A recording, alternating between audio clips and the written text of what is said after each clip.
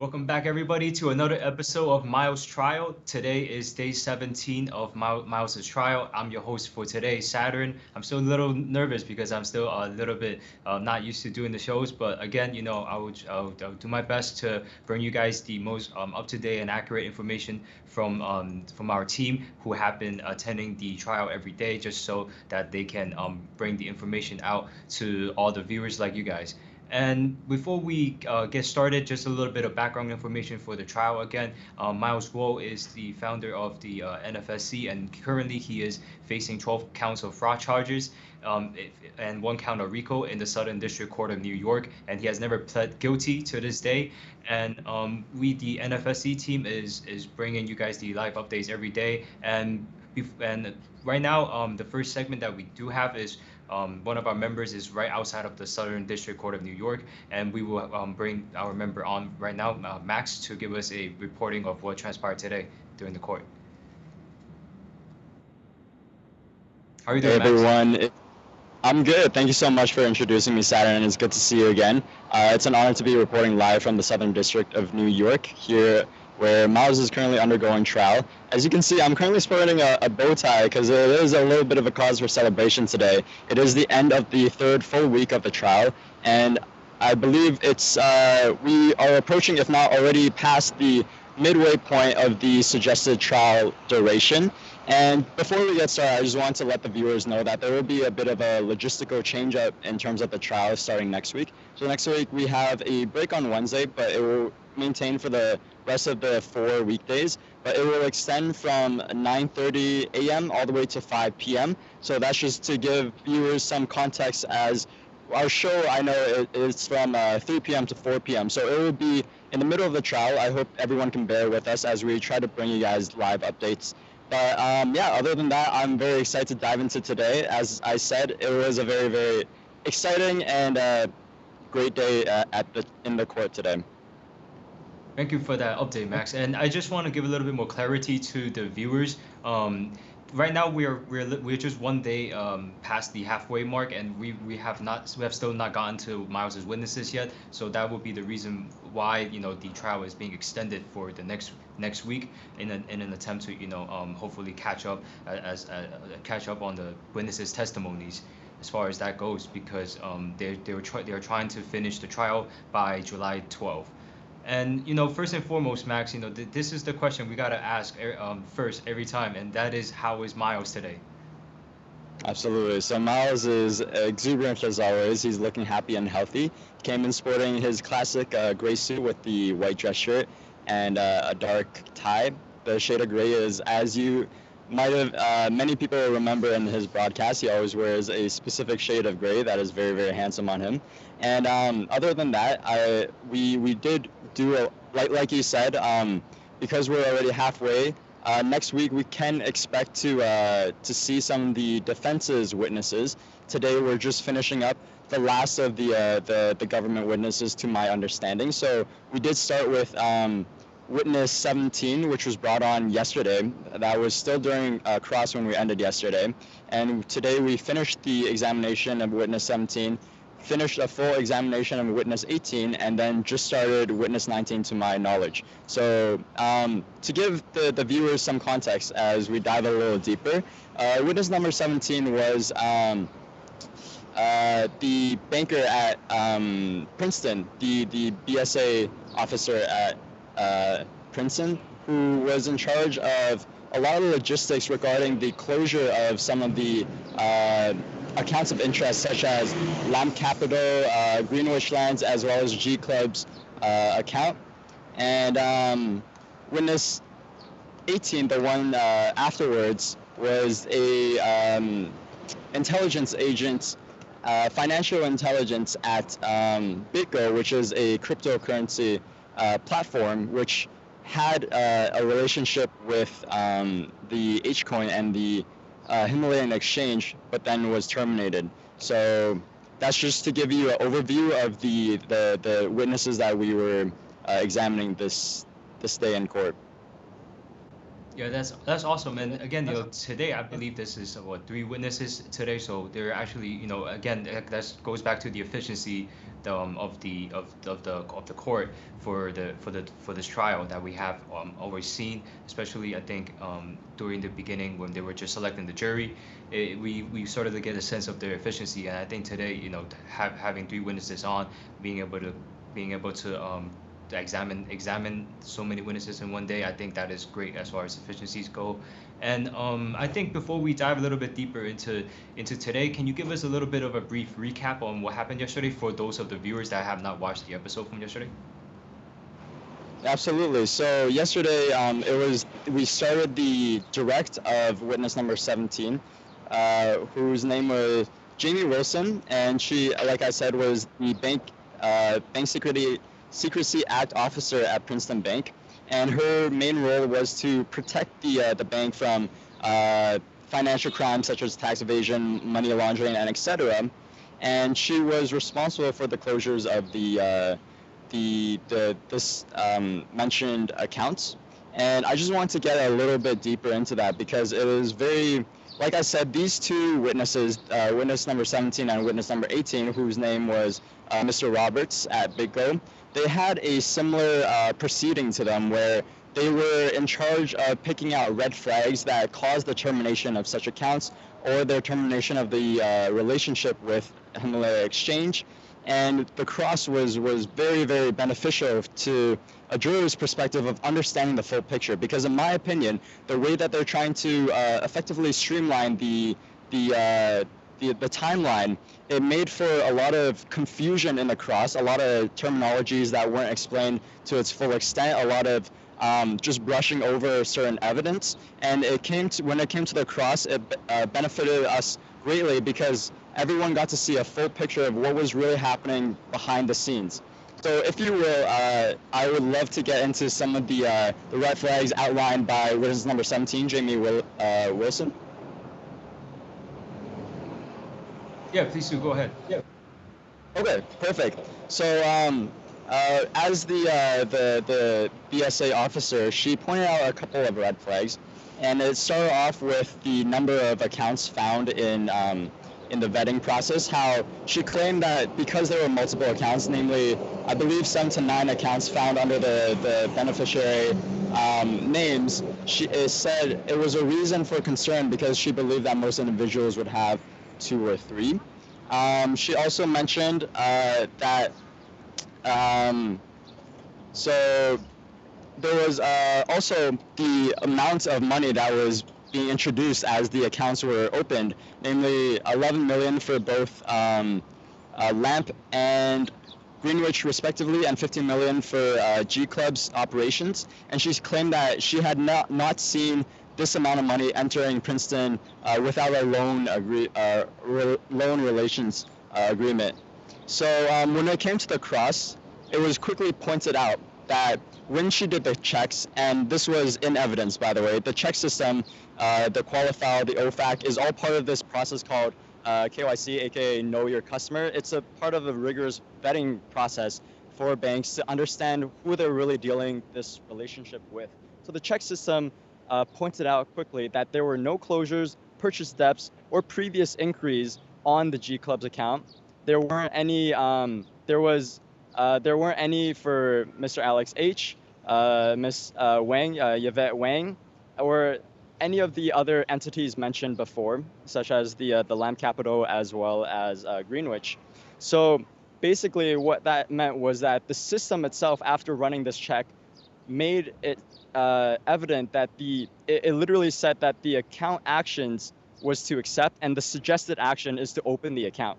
So these accounts were opened and they were funded by Princeton. And now, back to her testimony, she's claimed that there was a lot of negative news on the accounts relating to money laundering. And during the cross, it was pointed out more specifically what she was referencing to these negative news, this bad press. And it became apparent when she talked to the government prosecutors, she actually mentioned the fact that she hadn't found much bad press on Mr. Guo. And all of the bad press, or the majority of it, stemmed from overseas, as in foreign intelligence made it so that there was a bad image of Mr. Guo. and that she claimed that it had affected her judgment in terms of the termination of these accounts. So it became evident that with everything, including the opening accounts, it was actually brought up in government evidence that these account openers had actually provided a document stating exactly the 11 million, 15 million that were supposedly going to these accounts. It was actually stated that they would be trying to get this into Princeton and they should expect such balances. So every one of her red flags were essentially debunked, except for the part that she claimed that negative news affected her judgment. So it became clear that the final verdict, the reason why Princeton had terminated these accounts or closed their relationships with them, was because of purely on negative views abroad. So that was very interesting. So just a quick question: what do you mean by abroad? Is the negative reviews coming overseas from from the China or the other countries as Yes. well? It wasn't specified during the testimony, but as you know from yesterday, we talked a lot about the CCP's interference, especially Operation Fox Hunt, as well as the special operatives that were sent to with these quotas to slander Mr. Miles Guo, to basically take his name through the mud, and it's like their job description to write these slander articles about him. So one can imagine that the news articles that she was referencing were these articles or these blog posts about Mr. Guo coming from these operatives, as she claimed in her testimony today that she wasn't aware of where the information was coming from, as it was on the internet. But with that in mind, one can maybe conclude that it was most likely one of these CCP operatives writing the negative news.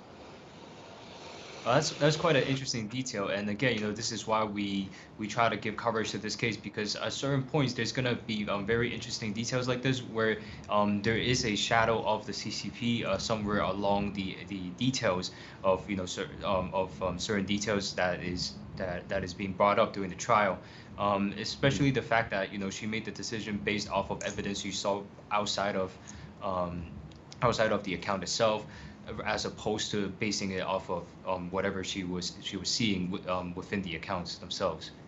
So with that being said, I know we just have a little bit of time left before we close out the interview and move on to the next segment of the show. Is there anything else you feel like it's a point of interest for today? Yeah, absolutely. So like I mentioned, for witness number 17, the reason why I spent so long diving into the specificities of the cross and the direct was because witness number 18, Samuel David Roberts from BitGo, followed a very similar order, and the panel will definitely discuss this further. And it was also a bunch of red flags that was raised, and during the cross, it was actually fleshed out about addressing each and every one of these concerns to get to the ultimate reason of why they terminated their relationship with Himalaya Exchange. So I definitely look forward to that. I thank you a lot for this opportunity to bring the viewers, the fellow fighters at home watching, live updates of Miles' trial. Thank you so much, Max. It was nice having you give a reporting on what transpired today, and we'll see you next time on the show. Absolutely. Thank you. Now, before we move on to the next segment of the show, which is a panel discussion with two of our other members who have also attended the trial to give us a more in-depth analysis and look of the trial. First, I want to bring attention to our NFSE Speak Twitter account or X account. On here, we will be providing live updates on the trial pretty much as soon as it happens. So if you guys are interested in finding out more about the show, please follow us on NFSE Speak on Twitter, and we are on Getter as well, doing the same thing at NFSE Speaks. And if you want to look at the transcript for the trial themselves, please go to our official website at nfseofficial.com. That you will be able to find the court transcripts there, uploaded pretty much on the same day of the trial that it takes place. Now, with that being said, let us welcome Jackson and Ava to our panel discussion. Hi, Jackson. What's going on, everybody? I would have to say today, day 17, because 17 is my lucky number. So, and I witnessed the best day so far. And I on the way back, I was talking for Jackson. I said today, and it makes everything so clear to fellow fighters and to possibly people who have been following us and supporting us. Because we actually gone through 3 witnesses today. Unfortunately, as we walked out of the courthouse, they just starting the witness 19. But we might not be able to get too much about witness 19, but today the highlights really on the witness 17 and 18. So if you recall yesterday, we finished with witness 17 in the half, right? So that was direct. That was a direct questioning. So and the witness 17 is the Jimmy Walsum, and she is the BSA officer. Do you want to give some background information about who witness 17 is? Yeah, Jamie Walsum, she works for the Bank of Princeton, and she was the one that essentially conducted some of the back-end checks and whatnots, like for example AML, anti-money laundering and whatnots for the clients to make sure that everybody's compliant. So that's a little bit of her background. And we started with direct, but before we actually went into the direct, we started off today, as always. One thing I would like to update everybody on is the new schedule for next week.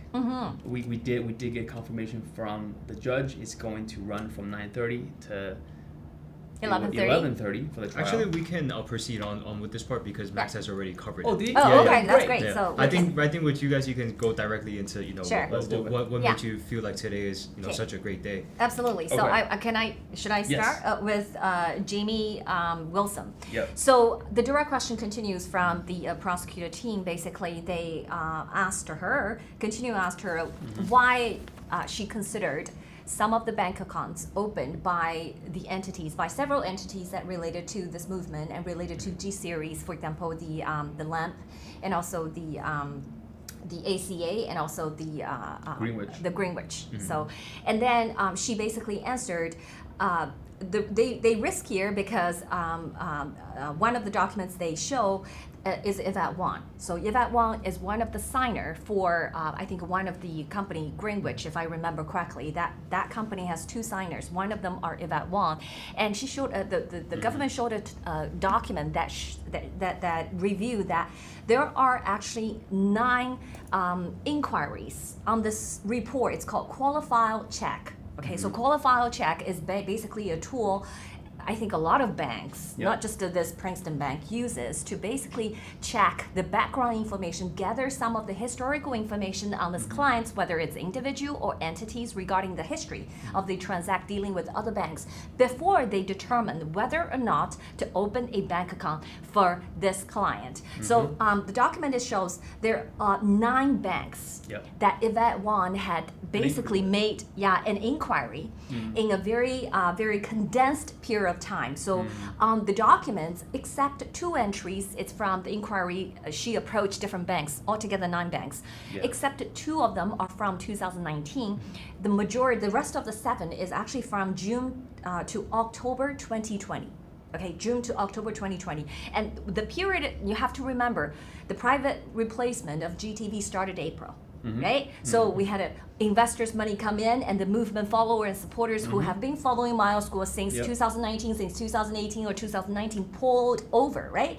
We want to be part of this historical, movement. That's the way we support, right? That's where Yvette Wang was needing as one of the leaders of this movement, and she was needing all those bank accounts, right? So this is actually, and then Jamie Wilson said, this is riskier. Okay, because she had approached in a shorter span of time to so many bank accounts, to so many banks, and opening new bank accounts. So then she kind of answered the question of the prosecutor in terms of what they have to do, when people are approaching them, review documents, personal business documents, money come in, they have to monitor, and then they get down to the key information, because there's a trigger. Okay, this morning she's discussing why she had recommended the bank as a Bank Secret Act officer. Okay, recommended the Princeton Bank to close the bank account for G Club, for LAMP, for Greenwich. Okay, for 3 companies. which you know, and the reason, the trigger, and can cross through the direct questioning. She said she did an open research on internet. She looked in because she find some of the names on some of the signers, because the signer of the bank accounts are actually different than the owner of the business, and the owner of the business. Three of them are non-residents. The ultimate beneficiary. For example, G Club beneficiary is a person living in UK, okay, and it's non-residents of the United States, right? So the lamp is actually a person. The Guo Qiang, it's Miles' son. It's Miles Guo's son, and then the Greenwich is actually Miles's wife, right? So none of them are actually none of them are a citizen of the United States. So she thought this is riskier. Plus, if that's 9 inquiries to banks, she did her personal research online. And guess what? Do you want to continue? What did she find? Well, where did she search, first of all, and what did she find? So she went on Google, and then she, according to her, she says she found some negative press, and a lot of the press were actually, she testified in court saying that most of them came from abroad, right? And as we know... this came through at later cross-examination, but when the government was asking, she was just saying she went on to Google, open source, right? What could you find open source? Of course, you go to, and then she find out, she actually searched G Club. Okay, so that G Club is a company. She went online and she find out, oh, this is a startup. You know, the website wasn't completely kind of a developed, fully developed yet. And she identified G Club has affiliation with G Fashion, with cryptocurrency, with Miles School. And then she actually searched the Miles School and she discovered a lot of negative reports on Miles School, and that raised a lot of red flags for her as a bank secrecy officer at the bank. So that's why it triggered a lot of actions of her. Well, one more thing possibly could have triggered it is because we learned from the trial that the Bank of Princeton had only 26 locations, throughout America. And then when they initially did, because when they initially funded these accounts, it added up to roughly about $13.5 million. So it's a larger dollar amount compared to the average person.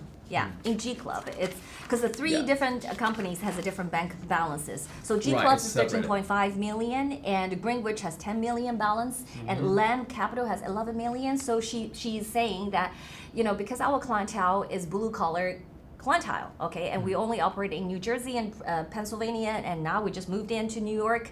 We never saw those kind of a large balance, so this is kind of out of whack for them, so this is outlier, so that's why I make it riskier. Continue on. So he confirmed that he actually just found the website. He just reading the website, and he concluded, this is what she said. Miles Guo was the owner of G Club. She said Miles Guo was the owner of the organization, which we know that's not right. And this is only based off of information she found on Google instead of doing a check on the company. That's correct. So that means she was not informed, actually not correctly informed, right? Just based on the report, based on what's online. She had the impression that Miles Guo somehow, and we know Miles Guo is on OFAC list from yesterday's testimony, right? So that's probably throw a lot of things off. And throughout the direct questioning, and the prosecutor team did show a lot of the opening balances of the G Club bank statement. They show the credits come in and a lot of money moving. They're trying to leave the impression that something, implying, they didn't say it, but they're trying to leave the impression that something maybe off with the this large amount of money. But then in direct, we knew that this is not off, because before the account was opened, because there's evidence, there's a hardcore evidence. Do you want to talk about the emails? Yeah. Well, so what happened was there was an email that they showed in court that actually was a communication between the Bank of Princeton with a member of, I believe, with one of the representatives from our side, the G series, and it said in black and white that they were told how much dollar amount they were expected that was going to come in. You see, so it's not like, out of the blue we're gonna infuse or fund the account with X amount of dollars, but there's it's in black and white. So there was communication and a notice that this was going to take place. Right. Yeah, prior expectation. So Miss Wilson, she was not purviewed. She was not copied on the email chain. So she said she didn't know. So this is actually an email sent by witness 14, Hassan Khalid, right? Remember that he was hired as an employee. Yeah, right. Yep. Hassan Khalid, and this is an email that's sent by him because he was the advisor that connected the relationship between the G Series, the Golden Spring people with the Bank of Princeton, right? So this email is sent on October 21st, 2020 from Hassan Khalid to two people in Princeton. And in today's cross, Ms. Wilson confirmed that these two people are her colleagues. So in the email, it says that G Club, I have another client of mine. They're looking for opening a bank account. They're a startup. They have 1,600 members at the time, and they have a bank balance about 15 million. Okay, so this was completely disclosed to the Princeton Bank. Okay, and then the bank account of G Club was opened on October 30th. So there's no reason for Miss Wilson to believe that this 15 million, 13.5 million is out of blue. Okay, so it was in written. So that was a really good evidence to show that. But the thing is, she actually overspoken before our defense lawyer showed this evidence. We asked a question. We asked her a question. The question is, does Princeton knew the dollar amount to be brought in before the account was open? And her answer was no. So basically, she said no based on what she knew, right? Because she doesn't have this piece of information. And then we showed up this piece of information. So I think that Miss Wilson might have other. Yeah, her essentially claim was dispelled. That's right. And I love today's cross. Because today's cross was done by one member of the team, which I don't believe he has gotten all the credit in the world. And he hasn't, took the podium. I think this is his first time, if I remember correctly. I think is this that might right? be his second time. Second time? Yeah. Okay, maybe I forget. Which member was it? From Matthew. So he basically crossed this witness, and he's quite on the point. Okay, very efficient, the way he does it. So he speaks to, remember the day before, we analyzed quite a bit paperwork. A lot of them are accounts opening documents that the Bank of Princeton was collected from the signers and from the UBO, the ultimate beneficiary owner, and their passport. We reviewed a lot of those things, and it's kind of a messy in a way, right? Because you see a lot of numbers, you see dates, but there's no necessary coherence in all the material that presented. But today, when Matthew took the podium of the cross, and he first to say, okay, let's take a look at G Club. Pull up G Club number. Is this the signer? Yeah, he's the signer. Do you have his information? What is the information he gave you? Is this correct? Yeah, it's correct. Is this a passport? Yeah, it's correct. Do you accept it? Yeah, correct. What kind of report do you run on this person? Oh, we run the qualified report. We also run the OFAC report. Or is everything good? Everything good. And then he specifically pulled out one of the documents that was also used by the government in their direct. However, the government, this is a report, it's called qualified report. It's basically a historical check on this particular individual before they open a bank account. But the government, when they're doing their direct, they omit this portion. So when the cross took the podium, so they say, okay, go to this page. Let's take a look at this. So this is a qualified response. So when you do the search, they give you the results of the person or the entity you inquire, right? So particularly it says qualified response, this person, G Club, and then it says, on closure, not found. Previous, no closure found. Correct. No purchased, no found debt, not found. Purchased debt, no purchased debt, not found. No previous inquiry, not found. Everything was cleared, and the action was actually onto the point. It say the action is accept account action. It say accept this account, and the recommendation is open account. Clear, okay? And he did this, right? Remember that he did this with every single one that she had a question on. Okay, Yvette, clear. Alex, clear. Lamp clear. Greenwich clear. Everything is this clear. is all based off of proper means to Like check. paperwork. Yep. Yeah. Everything. Black and It's the white. same paperwork that the government has shown yesterday. They just omit, right? They just omitted the parts of the most important parts of the report, which is the outcome, right? Yep. You collected all those paper. Yes, you did. You showed all those numbers. Yeah, that did happen, but you don't tell people what's the outcome, and the outcome is no flag at all. Correct. Right? So every flag is what Mr. Wilson found on internet. Internet. Now, Google. another topic comes in. So this is what we have been saying, that the CCP has spent in the last 10 or 15 years, spending $2 trillion on buying media in the West. Okay, that translates to every single year, pretty much like 200 billion. Billions of dollars. 200 billion. Okay, so what kind of information are you supposed to find about the CCP enemy number one online, right? Right, So and most important thing too about that is, Mao's Guo in 2017, the very first experience he's had on whistleblowing against the Chinese Communist Party is the fact that VOA, a platform that a state-owned media, has, cut off the interview when the moment he started whistleblowing against them. So from the very start, it is well known that the media is well brought out by the Chinese Communist Party. And I think with the testimony, the argument the government was trying to build was that these accounts, there was a reason for them to be closed just because an individual from the bank felt like there were evidences for that allowed her to come to the conclusion that this account needed to be closed. But as opposed to the official means that later came up in the supporting documents that proved that that this account was all cleared and all confirmed to be opened. yeah, and remember the Operation Foxhunt documents, Yeah.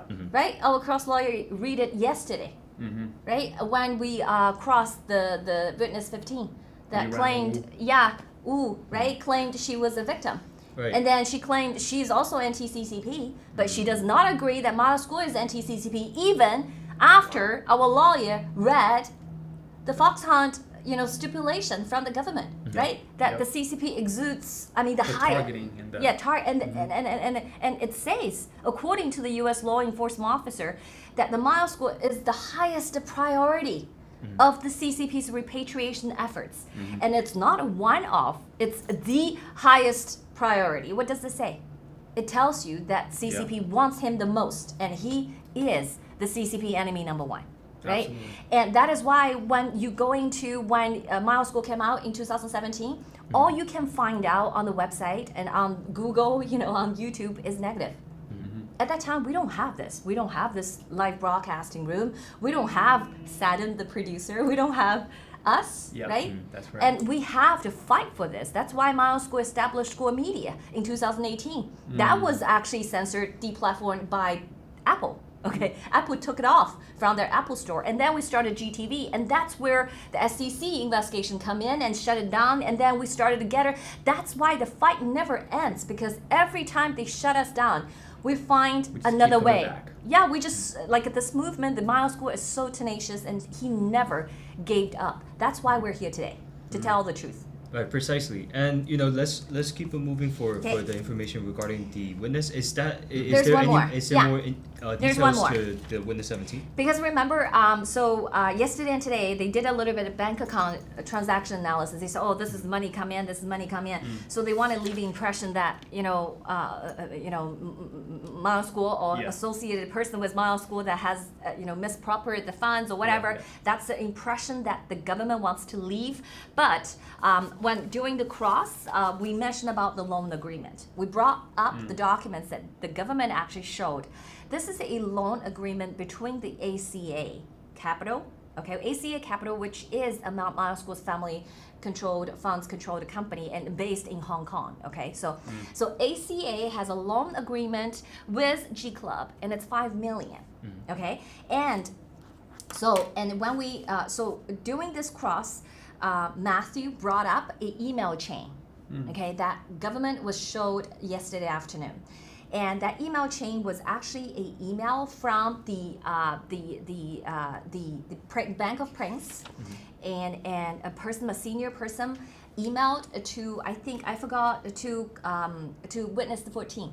Khalid and Danielle, which is Yeah. one of the signer of the land capital, asked them to provide additional information. Okay, in terms of their know your as part of the know your client, the KYC. the KYC. Yeah. Yep. So he brought up again.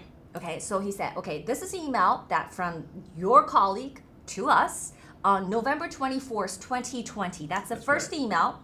And then he brought up the second email. He said, okay, now this is a December 1st, 2020. This is a reminder email sending from your colleague. The same person sent it, the November 24th email, to the same receiver at our side. And then this is a December 2nd response from Daniel providing you exactly what you need it for, which is the loan agreement explaining all those large movements of money. Yep. And then he asked the best question, because when the government, when they do the direct, they want to leave an impression, say that you guys intentionally waited so long not providing the information. You have something to hide because you waited so long, right? You need a first email, you need a second reminder, and then you didn't respond until December 2nd. Guess what? Do you remember what day is the Thanksgiving in November in that year? Thanksgiving? Yeah. November 30th.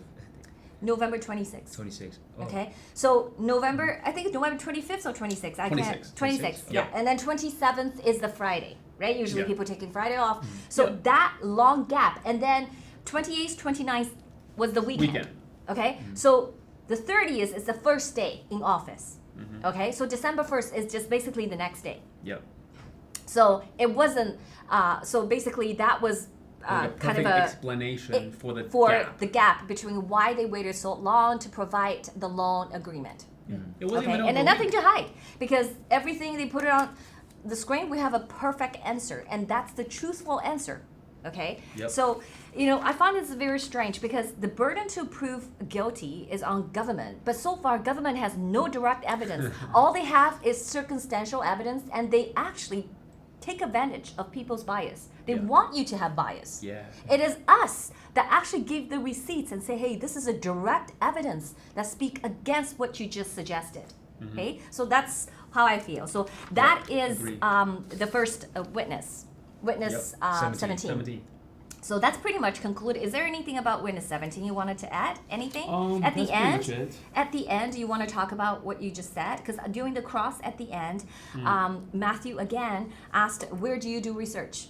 Google. That's right. Google. Okay, I did Google, I found negative views, and then Matthew confirmed just exactly what you say. The news you find came from abroad, correct? Majority of them come from abroad.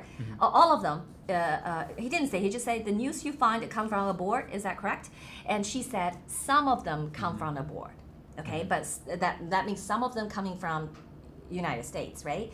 But you told the prosecutor that these the news that you found wasn't negative in the U.S. Then she said, no, I didn't say that exact words. Okay, so basically, I don't know what really happened, but according to our lawyer, when Jimmy Wilson sit down and prep with the prosecutor, she basically just said all the negative news she received about Miles School are probably coming from mainland China, coming from abroad, not from the U.S. Yeah, but legally, Mr. Miles had nothing to do with these accounts. That's correct. So yeah, clear. and then Matthew clarified a few questions. Do you know Miles School is under red notice? She said she doesn't know. Do you know Miles School is? Do you know the Chinese government? Yes, has seized his assets, and she said no, I don't know about any of those things. So I'm not sure what kind of report she read. Maybe she doesn't retain a lot of the information, but that speaks to you know, how powerful is media, because Miles School always said media is a nuclear power, a nuclear weapon in this unrestricted warfare, right? So that's pretty much about the first witness. Number Do you want to 17? start? Yeah. And the number 18 witness, I think that's the best day so far. I think the 18th witness is the first time someone that has a relationship with cryptocurrency has been brought out in court. So I think this is very different from what we have seen before, because before it's more about wire transfers, bank statement, banking, stuff like that, or what victims and evidence. This one is about crypto digital currency. So I'm very interested to see what he testified about today. And I'm so happy because remember that yesterday morning there is a heated discussion between the parties, the defense and the prosecutor team, whether The scheduling? the scheduling about bringing this witness, because our defense say they're seeking exclude him as a witness, as an expert witness, I think. But I'm so glad that he came, and a lot of information he shared during the direct and during the cross really helped us, and it really puts all the pictures together for us to understand why we have to have Himalaya Exchange and what the Himalaya Exchange has been doing and how thoughtful is they have been carrying out the strategy, launching this way, launching the Himalaya dollars and then launching the Himalaya coin and then launching the Himalaya app, pay app this way, the phase 1, phase 2, phase 3. Now we have a better understanding of this. So it was very educational. Yeah. The witness number 18, his name is Samuel David Roberts. Okay, he worked for a company called Big O. Interesting enough, he said he testified in court saying he worked there 3 years and 3 months. Anywho, so he got a subpoena, which led to him doing the research on Himalayan Exchange. But before then, guess what? Same thing, just like the bank accounts. Everything was clear. Didn't have any issues and problems. So let me put the timeline here. He did 2 reviews. Okay, this is Yes. where it comes. This is where the comparison. Okay. And also, do let me know what year he got the subpoena in, because That's I right. think I will it's let you know. It's very interesting. Yeah, to it's see very the dates. interesting. So Samuel Roberts, he is the head of head of a financial intelligence unit at the BitGo. BitGo providing services, cryptocurrency services like hot wallets and custodial services to crypto exchanges or to other crypto service providers. Yep. So, and he. So remember Himalaya Exchange, our crypto coins, like each coin was launched on November 1st, 2020, right? So the first review, the first establishment of a relationship between BitGo and Himalaya Exchange is in April 2020. So that is why they did a first review as the onboarding. As a new client, it's just like you go to a bank, you want to open a new bank account, that's the same thing. So Himalaya Exchange went to the BitGo and say, hey, this is a new relationship. You're doing an onboarding, you're doing a due diligence check process. So, but that process, nothing found. They absolutely, everything is, compliant, there's no red flags, everything looks good. Again, similar to what was testified in the previous witness. Exactly. So they opened everything. Okay, they opened everything. Providing services, the hot wallet services, and basically hot wallet services to the Himalaya Exchange. And then here comes the subpoena. Here we go. You take it over. Okay, so after the subpoena, that's when he started doing his quote-unquote homework. Okay, on Himalayan Exchange, and then. And when was this subpoena? When did this subpoena came out? It actually happened like a little over 2 years, right? No, it's not. My understanding is they received a subpoena. 18 months, I believe. So 18 months from April 2020. He didn't exactly say what months, but we can calculate what exact. But he said right after the subpoena, they started a second internal review of the Himalaya Exchange, Himalaya dollars and Himalaya coin, right after subpoena. Okay, so and when during the cross, the lawyer asked. So then, because the review started in fall of 2022. Okay, so fall of 2022. That's why our lawyer tried to get to what date that he actually received the subpoena. Like he started working with the government. But he then said 18 months, about 18 months. Then our lawyer said, do you have any concern in the prior 18 months, after the first review and before you took the second review, do you have any concern? No. Nope. Do you have any complaints, from customer or from anywhere? No. Okay, so this is very clear. The trigger in this particular case, in this particular witness, is because of a subpoena from government. Yeah, just the external pressure.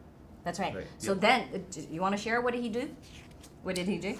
So he just dug into the Himalayan Exchange, and let's take a look. He mentioned how the historical, looking at the price of the HCN, the Himalayan coin, how it was fluctuating and this thing and that thing. I mean, the cross is really where we really saw the full picture.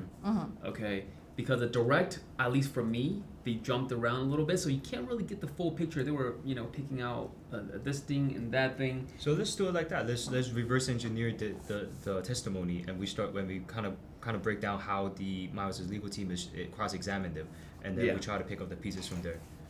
Do you want me to say it? Because I do have the points. So go doing the direct, because there's a lot of technical things, right? Because you have to consider there's a jury. Not everybody probably have the same level of understanding of a cryptocurrency. Consider it's still in its infancy, right? Yeah, right, Although a lot much. of Americans heard of it or used of it or store it, but so they have to clear some concept. So what is hot wallet service? What is custodial service? Market cap, all these things. Yeah, all those stable coin, like those kind of a concept they have to establish, which is really good. But when he was asked what, after the trigger, after the subpoena came in that you've started the review, what are some of the red flags?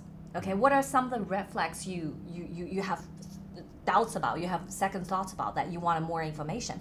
So he basically said one of the things that he find it strange is there's a mismatch between the market cap, okay, because he look at it, he said, oh, this is a multi-billion dollar, because it's $20, that people say it's $20. I'm talking about H coin, the cryptocurrency, not H dollar, the stable coin.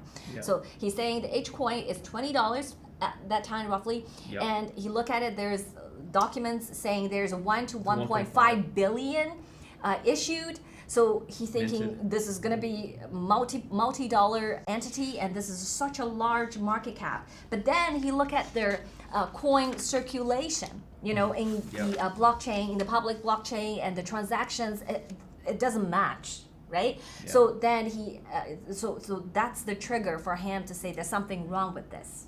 Right. So to add a little bit to what Ava is saying, because they're offering the hot wallet services, cold wallet services for the Himalayan exchange, for example, but it takes time, right, for these services to come online. So one of the things was they're talking about how because also what we learned today that they're on what is the blockchain, for example, right? Because some of the transactions and activities are tracked on the chain, and there's some that are not on the chain.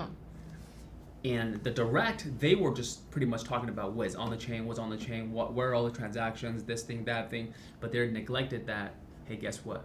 This is the magic of the HPay, Himalayan Pay app. This is, once I learned that and I saw the full picture, I'm like, oh my gosh, wow, this is a genius.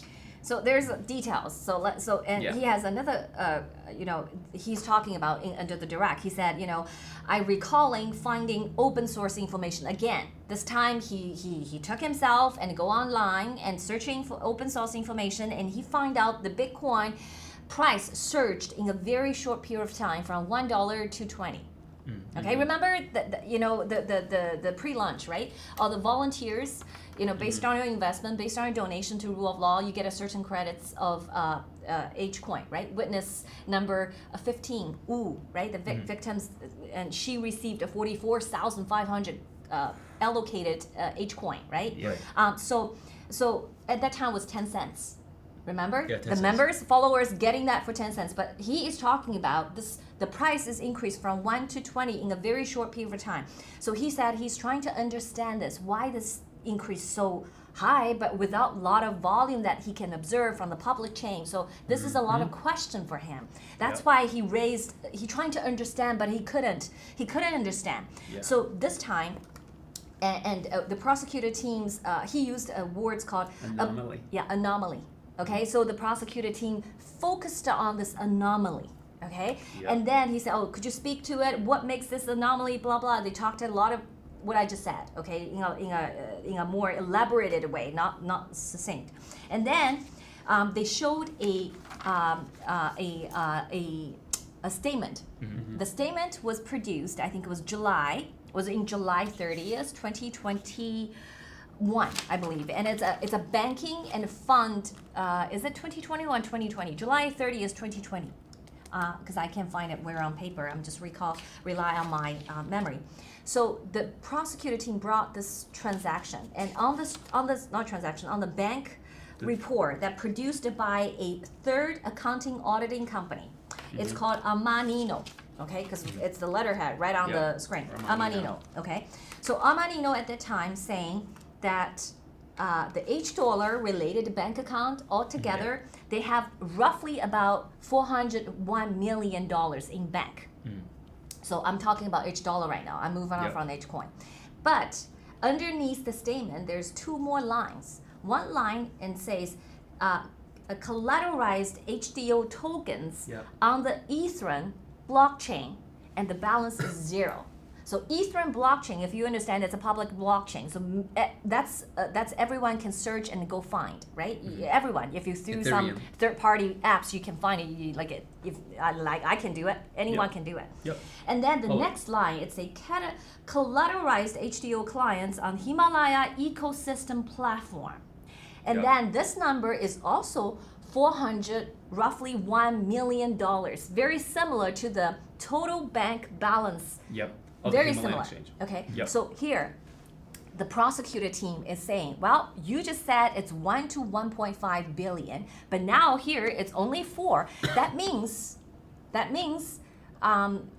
numbers don't match. The number doesn't match. Okay. So that tells you the bank only have 400 million, but you say there's 1 to 1.5 billion $H as well. So that means they're not true stablecoin. If you recall, what's the stablecoin? $H, if to be a true stablecoin, you have to have a 1-to-1 pack of US dollars. You have to have either US dollars or other assets, similar, like equal value. A fiat currency. Yeah, to support that, right? Otherwise, you're lying, just like a USDT, right? We talk about USDT is controlled by CCP, and they're lying. Terra, right? And it's not according to me, it's according to Letitia James, the public New York official statements issued in February 2021, so you can go find it. But this one is different. So they actually misrepresented this. The reason why they missed a very important step, which came out. How much time do I have? You have 8 minutes. 8 more minutes? Okay, I'm going to be really short. So it came out in the cross. So what it is there is on-chain and off-chain. Okay, so what he can see, so basically this Ethereum blockchain 0 balance is on-chain, but the HDO credits on Himalaya ecosystem platform is off-chain. So this is where when we come across direct, our lawyer showed up the white paper. We put the white paper on the screen, and we asked the witness to read it. And then after he read it, we asked him, what's your understanding of this? And he agreed, yes. According to the white paper, we issued the H coin. How do you buy into the $H is you have to transfer the fiat money into the Himalaya exchange. That's the only way. Okay, you cannot buy it on a blockchain because it's a pre-launch. Correct. This is why, this is why there's a flow charts showing. Okay, phase 1, it is $H pre-launch. That's why the victims allotted credits. You go buy it, you go sending your fiat money to the designated bank account, and then you go allotted those $H, right? And the phase 2 is what? Phase 2 is H coin. That is H coin launch. Phase 3 is Himalayan Pay. So it deliberately talk about phase 1. Okay, so it's completely different. So that means all those transactions are off-chain. You will not be able to see. This also mean right now in circulation, how much $H in circulation? Only 401 million. Because this information is not purview to the witness searching on public domain, because we are kept it off-chain, and we kept it for very sound reason, which is we phased out. You can see the wisdom of Miles School and the designer behind this, because we know the CCP is at our back at every single step. If we put everything on public chain at day 1 when it's still a baby, if any audience has actually followed me on my show on Whistleblower on Weibo channel, I've talked about how they did the heist twice, not once, twice. The CCP using public money, using Chinese people's money they can control, they basically plundered the world's stock exchange and also crypto wallets. So this is how they loot and plunder wealth of other people. So that is why, knowing what CCP will do and how they will do it, this is why we phase it out. We move a large quantity in the off-chain. but every single penny is backed. So we're so confident throughout this testimony that we know every single H dollar stable coin is backed by real US dollars that was in the bank at the time, according to the statement and third-party auditing that issued by Nino. Okay. Yeah, and just sorry to cut you off. We just have 5 minutes left in the show, so let us maybe wrap up the 18th witness. And I know we just barely started the 19th, so maybe we just give a little bit of his background, and then we can wrap up for today's show. Okay, so I have lots of good points on the witness 18 to talk about, but I don't have the time. But I encourage you to watch maybe tomorrow's show or the transcript because there's so much highlights. Literally, this witness confirmed everything we wanted to say. Okay, everything we wanted to say, amazing. And now we not only be able to very confidently saying that H coin is gonna go to the moon, because at the end of the day, we watched the music video of Miles Guo saying H coin to the moon, and with the confidence, I can say the investors are so confident, and we are double down on H coin and H dollar and the future of Himalaya. But quickly go to the last witness, because we can't really say too much about the last witness because he was brought in probably just in less than 2 minutes. Before we had to leave. Okay. And I think maybe we can touch upon about what happened yesterday regarding this witness, because I know there was a lot of material that was submitted. That's correct. Yeah. So yesterday, so prosecutor team, informed the judge that they made a mistake. The mistake is they actually did not provide the documents that related to this witness number 19. In very late night yesterday, and about the testimony, about his testimony and the background information. And this is basically involved 16,000 pages and 754 documents, which the prosecutor team received in middle April. This is regarding to the testimony and arbitration decision and transcript about this mercantile bank.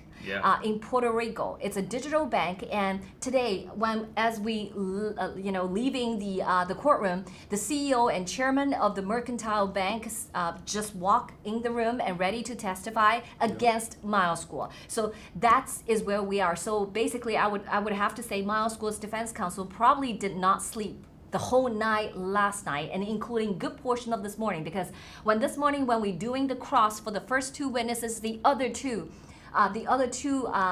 attorneys was not in the room, and I guess they probably was busy preparing and scanning through all those 16,000 pages. I don't know how they do it, but and they were cut down from probably even higher. 79,000 pages just related to this witness testimony and the background information about this direct questioning across. So I have full in all in appreciation to Miles Guo's legal team, and we wish him luck, but that's as far as we can share with the last witness of the day. But today is exciting. That's great, and I wish we do have more time to dive a little bit into the 18th witness, because I understand how important the digital currency is to the NFSC.